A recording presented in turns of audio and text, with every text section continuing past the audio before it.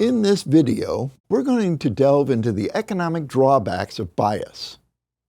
Now, minority households face discrimination in the form of intentional mortgage discrimination in the lending industry, implicit and sometimes explicit discrimination from real estate professionals, and a higher likelihood of default and foreclosure.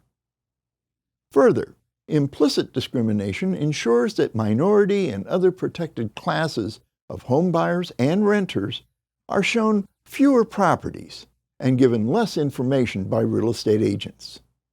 In totality, they are given less service.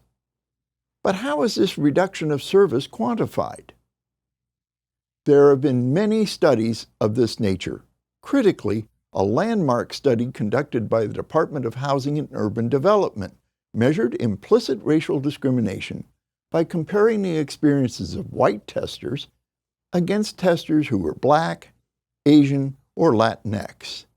Each set of testers had identical socioeconomic profiles. Testers were instructed to contact housing providers and/or real estate licensees about recently advertised rental or sales listings. For consistency, testers from each group contacted the same provider about the same listing. Testers had the same gender, age, family composition, and financial characteristics, with their race the only contrasting factor. This test was repeated 8,000 times across 28 major U.S. metros, including 5 metros in California. The study found that testers obtained listing information and scheduled viewings in equal measure. This suggests that blatant, explicit racial discrimination has fallen significantly. Clearly good news.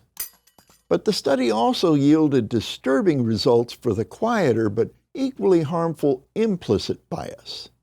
And what were the results? Well, compared to white buyers and renters responding to the same listings, Asian clients were shown 19% fewer for sale and 7% fewer rental listings. Black clients were shown 18% fewer for sale listings and 4% fewer rental listings. And Latinx clients were shown 7% fewer for sale listings and 7% fewer rental listings. What's the takeaway? Well, while blatant refusal to show properties to Black, Asian, or Latinx clients was not an issue identified in the study, licensees exposed to non-white participants to fewer available units than their white counterparts. This subtle form of discrimination has the adverse effect of providing minority households with fewer options. In effect, this limits not just housing choices, but educational and economic access. Further, the study showed that implicit racial discrimination impacts minority renters and buyers by limiting their access to available housing, making the housing search longer, costlier, and more difficult, hampering economic mobility by limiting a minority buyer's housing choices in areas with access to better employment and quality schools, and reinforcing the de facto racial segregation, redlining, that has gripped many U.S. cities in the years since outright segregation was outlawed. The harm of racial, ethnic, and economic segregation reaches far beyond just those who are isolated from the market by these practices. It drags down the larger economy of an entire region, and with it, real estate sales volume.